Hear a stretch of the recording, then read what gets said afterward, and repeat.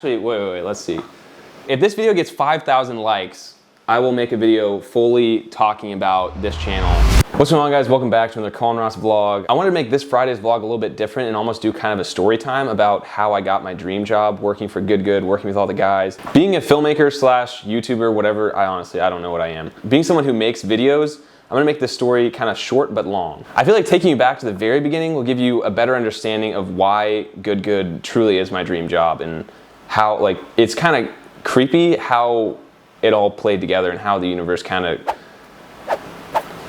whatever the universe does, you know what I'm saying? Like, let's get back to the beginning.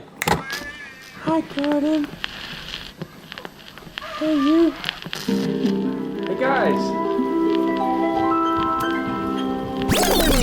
So I guess I've just always sucked at chipping. From before I could walk, there were a football, there was a basketball, like, sports were just part of my life. Also, growing up, it didn't matter what I was doing, I was going 110% at all times. If it was basketball, I was on the floor diving for a rebound. I was always going. I was very intense. From a very early age, I was just laser focused on whatever I was doing. Just almost to a fault, just dead focused on that one thing.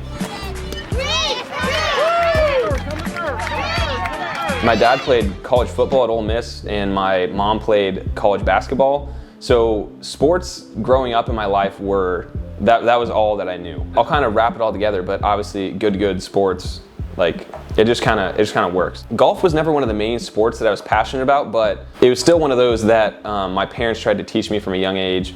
And I didn't really get into it until I was in probably like 6th or 7th grade, I would say. Also at the start, I was always obsessed with technology, computers, TVs. My dad always had a camera in his hand. He was always filming basketball, soccer, baseball, all that stuff. He was always filming it. It always kind of fascinated me. Like how you could film something, capture it, and then look at it again. Oh, that was neat. I like that trick. Oh, did you get that on tape, Daddy? It was always just super interesting to me. But anyways, time went on. I continued playing sports, didn't really get into making videos myself.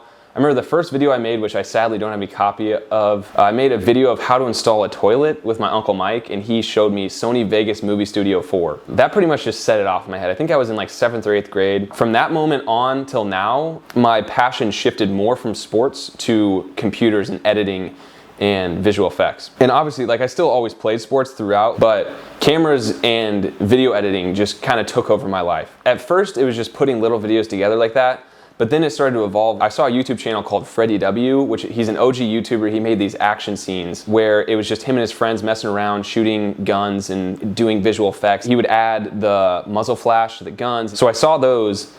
And from that moment on, when I realized I had seen movies and like I knew that I kind of wanted to make movies, but I didn't know, I figured you just had to be in Hollywood to do that. But then when I saw them running around just making movies as like by themselves, I was hooked. I was obsessed with learning how to do gunshots, how to do like explosions. So I literally just focused my life on learning that for just until now, pretty much. So that kind of sent me down the road of learning Adobe After Effects, completely figuring out the post-production side, how to make visual effects and how to video edit yourself. Right around that time is when YouTube started the YouTube Partner Program. I was uploading before that was a thing, before everyone could just have ads on their videos and make money from it.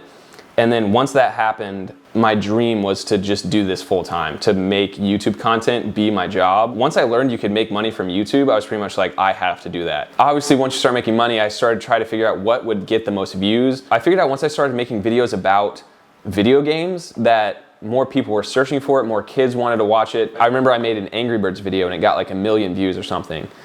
And it blew my mind that many people could watch it. And then it completely changed when one summer I made a video called Mario Meets Minecraft, which was combining Mario and Minecraft. And that video has since been seen, I think, like 96 or 97 million times. I honestly, in a million years, never expected that channel to be watched or viewed so much. So that video took off my freshman year of college, and then I stayed in college for 2 more years. During that 2 years of college, I was obviously a full-time student and trying to do YouTube full-time. I just always grinded on it, and there was just never quite enough time, and I just knew if I put all of my energy into it that I could take it full time and make it work. I can give a better description of this channel, but eventually ended up hitting 1 million subscribers on it, which I don't really talk about it because it's like something I'm proud of, but it's not something that I'm like crazy proud of because the content isn't something I'm super passionate about. It just ended up being more about money than it was making something that I was truly enjoyed making. If you guys want a full story about